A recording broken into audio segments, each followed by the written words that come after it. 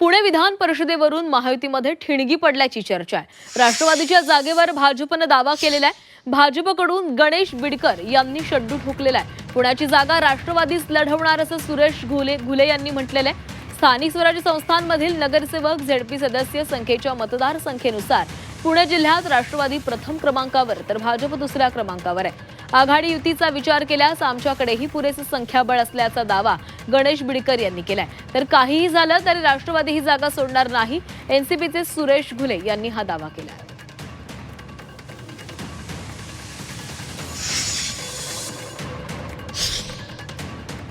संख्या राष्ट्रवादी काँग्रेस पक्षाची भाजपपेक्षा जवळपास 40 मताच्या आसपास जास्त असल्यामुळे ही जागा राष्ट्रवादी काँग्रेस पक्षाच्या वाट्याला यावी ही आमची आग्रही मागणी आहे। या मतदारसंघामधून मी स्वतः आग्रही उमेदवारीसाठी इच्छुक असून पक्षात अनेक इच्छुक आहेत, परंतु त्यामध्ये सर्वात ज्येष्ठ काम कोण आहे, त्याचं काम कुणाचं जास्त आहे याचा पक्षाने मूल्यमापन करावं आणि मला उमेदवारी द्यावी।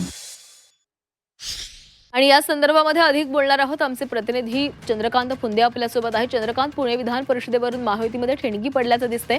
राष्ट्रवादीच्या जागेवर भाजप दावा करते। हो, बरोबर आहे। परंपरेप्रमाणे पुणे जिल्हा हा अजितदादा म्हणजे राष्ट्रवादीचा बालेकिल्ला आहे आणि यावेळी प्रथमच भाजपने तिथे दावा ठोकलाय, कारण महापालिकेत आमची सत्ता आहे आणि एकूण आकडेवारी जर पाहिली म्हणजे स्थानिक स्वराज्य संस्थांमध्ये जे नगरसेवक असतात किंवा झेडपी पंचायत समितीचे सदस्य असतात त्याची आकडेवारी पाहिली तर राष्ट्रवादीची 344 आहे आणि भाजपची 305 आहे। म्हणजे हार्डली 40 मतांचा फरक आहे।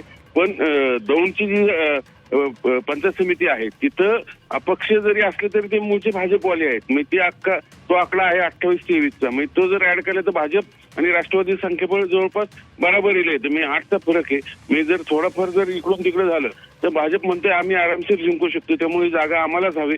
त्यासाठी पालिकेचे सभागृह नेते गणेश बिडकर पूर्ण तयारी करून आहेत आणि त्यांनी पक्षाकडे तसा जोर लावलेला आहे।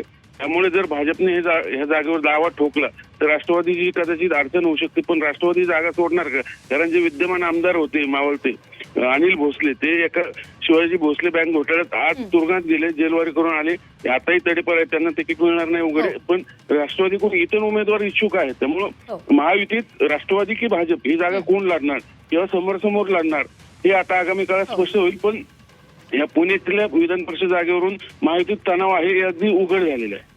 नक्कीच चंद्रकांत, धन्यवाद दिलेल्या माहितीसाठी।